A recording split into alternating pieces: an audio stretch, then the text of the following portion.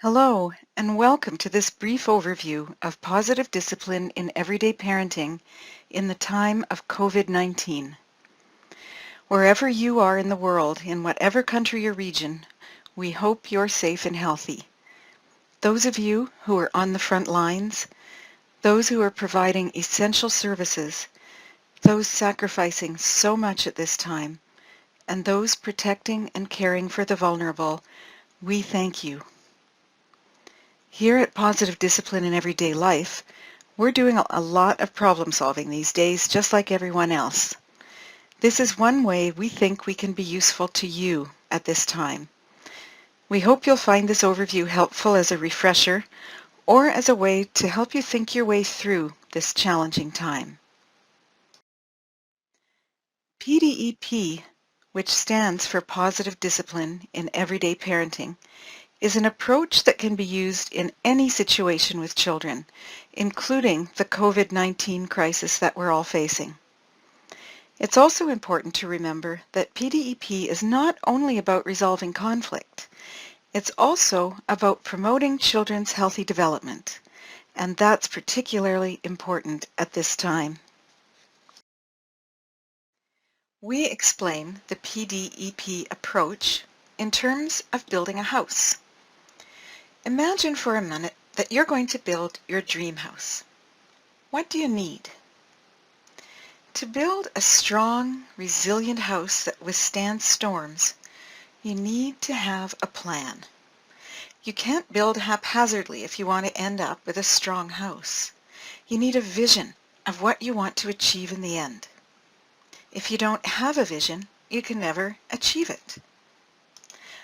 Once you know what you want to build and you have a plan, you need to find the right tools. For example, if you only have a hammer, you won't get very far. Then you need to know how to use those tools for your particular materials. If you're working with glass, you can easily break it if you don't know how to use your tools with that material. If you're working with brick, you need to use your tools differently. But even if you have a clear plan, the right tools, and you know your materials well, you will encounter obstacles and frustrations. How will you deal with those challenges? For example, if a window doesn't fit, you could stamp your feet and cry. You could grab the window and throw it. You could hit it. You could shout and swear. You could give up and walk away. Or you could figure out what the problem is and how to solve it. Now, it's important to remember that even if you have a clear plan and the right tools, and you know your materials well, and you know how to solve problems that arise, what's going to actually happen if you're feeling very stressed? Or if you're feeling angry and frustrated? You might know what to do, but you might find it hard to actually do it because the stress takes over. So somehow, you need to keep a calm mind. Stress, frustration, and anger can cause damage if you throw windows or punch walls. What does this have to do with discipline? Discipline is not simply a reaction to a situation, and it's not about consequences. It's about building. It takes planning, skills, knowledge, problem solving, and a calm mind. The word discipline means to teach, not to punish. We call it positive discipline to remind ourselves of that. So let's see how our house building model applies to the parenting situation.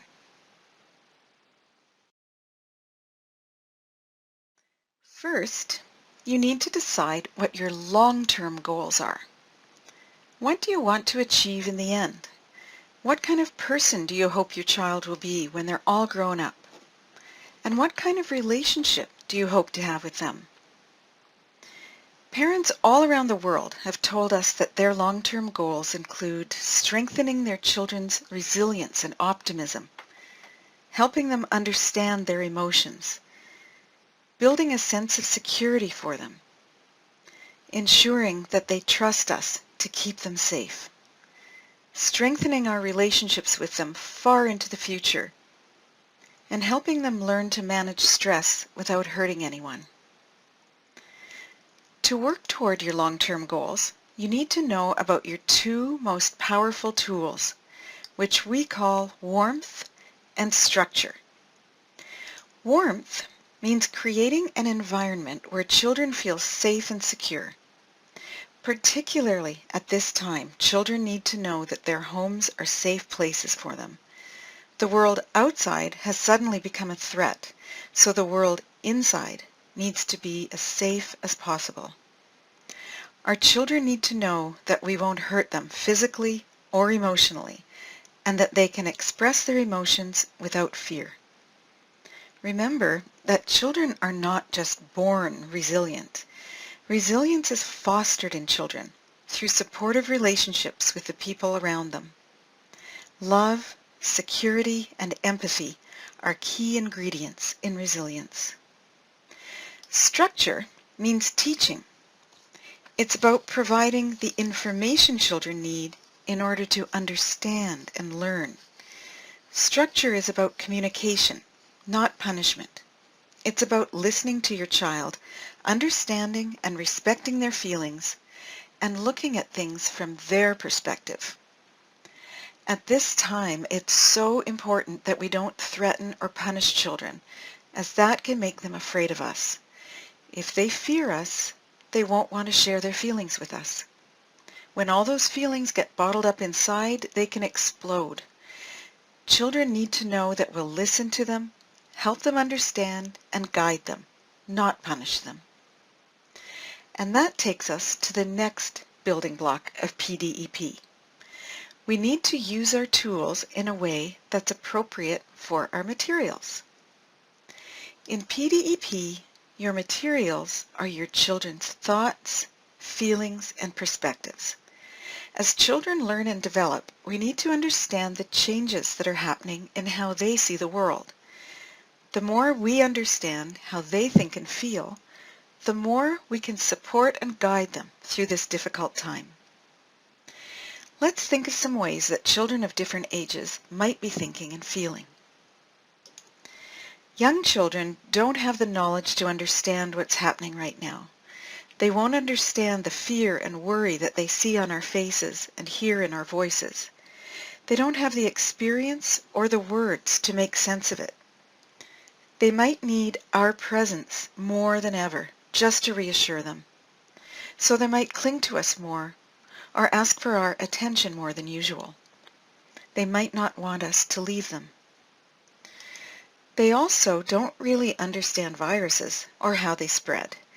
They won't have a real understanding of why it's so important that they stay inside and not see their friends or go to daycare. They're used to playing outside with their friends, and they really need that activity and social time. They might be deeply disappointed by the cancellation of celebrations, important events, or outings. So they might get very frustrated, especially as time goes on. They might have more tantrums. They might say no more often. This isn't bad behavior.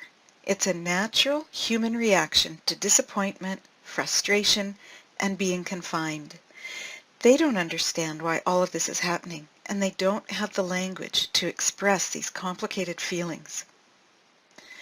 Another thing to consider is that there's suddenly a lot of talk about death.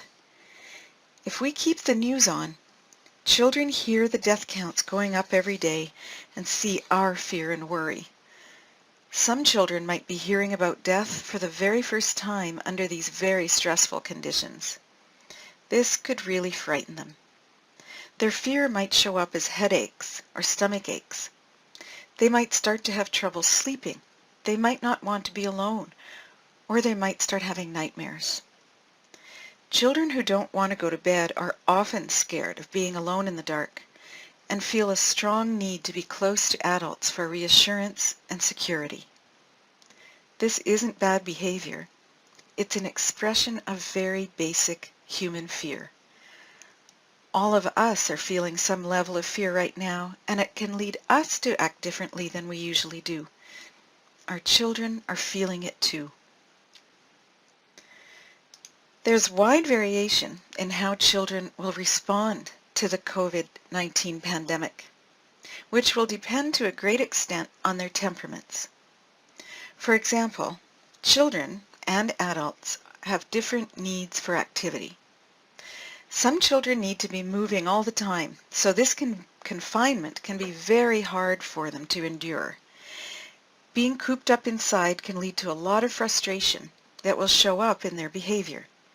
They might get frustrated or angry more easily, or resist our attempts to keep them indoors. Again, this isn't bad behavior. They're expressing a very strong need that's very difficult for us to meet right now. Other children who don't have high needs for activity will be content in their homes. They might even enjoy the opportunity to read, watch movies, and spend time with us. Two siblings in the same family can respond very differently because they're unique people with different temperaments. Our temperaments can also affect how we express grief. Some children have lost close relatives very suddenly due to COVID-19 without a chance to say goodbye. They might openly express their grief through crying, or they might be quiet, taking time to process the news. Some children might keep their feelings locked up inside so they don't add to your sadness. They might ask a lot of questions, or very few. What grieving children need most is time with adults who listen, who provide space for them to release their feelings, who help them understand their feelings, and who grieve together with the child. Let's think about older children. They have very strong attachments to their friends. They really need to connect with them. They're starting to separate from us, and they need that independence. They also don't have a full understanding yet that they can get very sick, or that they can infect other people. Teenagers often feel invincible, like nothing bad can happen to them. So they might resist physical distancing, not because they're bad or selfish, but because their needs for social connection are very strong. Older children and teenagers also might be feeling scared that you will get sick, or that their friends or teachers or grandparents will. But they might not tell us. They might not want to add to our worries, or they might be afraid that we won't take them seriously. Or they might be afraid to even express their fears out loud because then they become more real. So their fear might come out in their behavior. They might withdraw and grow silent, or they might become angry at you, at the situation, and at the whole world. In all of these situations, threats and punishments only make things worse. Children need to know that they can trust us to listen, to see things through their eyes, and help them find ways of managing the situation constructively. We need to create a safe space for them to ask questions and express their feelings. We need to be with them as they work through their fear or their grief. If we can understand their perspectives, we can empathize with them, support them, and guide them through this challenging time. You can find information about children's thoughts and feelings in the interactive PDEP model on the website of Positive Discipline in Everyday Life. It will help you think about the thoughts and feelings that lie behind the behaviors that you're seeing.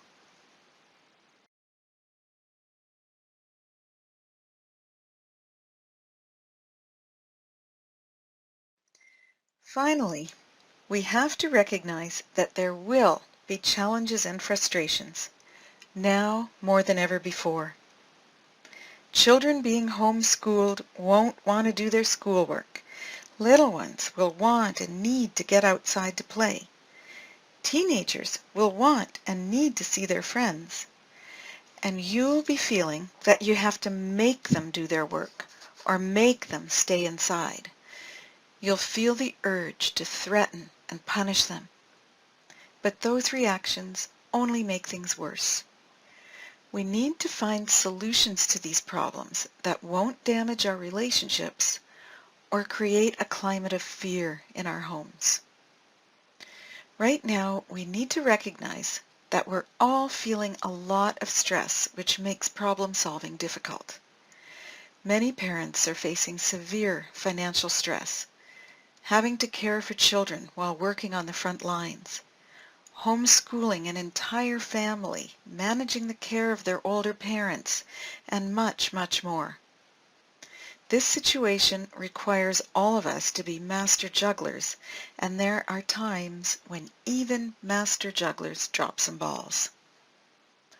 When that happens, we need to think about the model we're showing our children. How do we want them to manage stress, frustration, and anger? Do we want them to threaten, hit, or punish other people? Do we want them to swear or yell at other people? If not, then we need to do something more constructive so they learn how to do that themselves. We need to learn how to regulate our own emotions when we're stressed. There are many ways to self-regulate without space, time, or equipment. The two best ways are deep breathing and movement. Just slowly breathing in and slowly breathing out a few times can calm the nervous system, lower blood pressure, slow the heart rate, and improve our ability to think. An easy but effective deep breathing exercise is to breathe in through your nose while slowly counting to 4, then breathe out through your mouth while slowly counting to 6. You can repeat this several times until you feel your mind becoming calm. An easy way to self-regulate through movement is to bend down with your hands moving toward the floor while counting to 3. Then reach up toward the sky while counting to 3 and feeling the stretch in all your muscles. Repeat this a few times until you feel your body becoming relaxed. Once we can regulate our own emotions, we can help our children learn how to do this. We can co-regulate with them to build their skills. We've provided ideas for how to self-regulate and co-regulate with children in the interactive PDEP model on the PDEL website. Once we've regulated ourselves and helped our children to co-regulate with us, we can think our way through. We can solve the problem without shouting, hitting, or punishing. To problem solve, we put all the building blocks together. First, we focus our minds on our long-term goals. These might include, for example, learning how to cope with stress and building resilience in the face of challenges. Then we think of what might be going on inside the child that's coming out in their behavior. We think about the situation from the child's point of view. When we consider their perspective, we can empathize and provide support and guidance that's appropriate to their level of understanding. So right now, a lot of children are probably feeling fear, frustration, worry, sadness. They may need more activity, they may miss their friends, and more. Once we understand what's going on inside the child, we can think of ways to provide warmth and structure. We can ensure that the child feels safe and secure and that they know we're listening to them. And we can provide helpful information through a respectful two-way communication so they can learn and understand.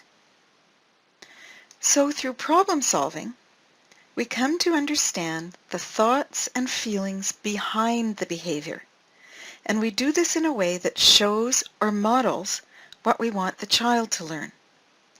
This is the PDEP approach, to understand the problem and work out a solution. Please visit the Positive Discipline in Everyday Life website for ideas on how to put this into practice. As we all move through this pandemic together, there are some things that are important to remember. First, we all were unprepared for this situation, both us and our children.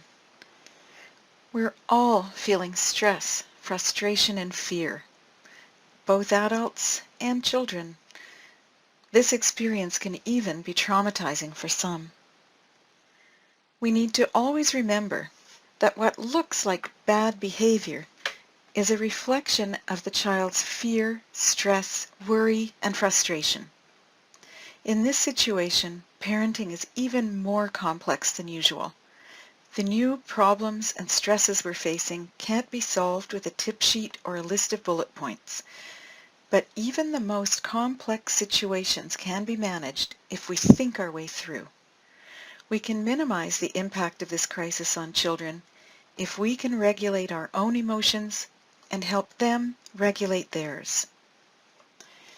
This situation will end, but our world might be different after we get through this, so we need to stay focused on our long-term goals.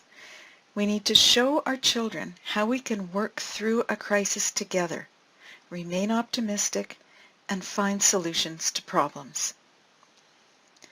It's important to focus on what our children will remember when this crisis is behind us.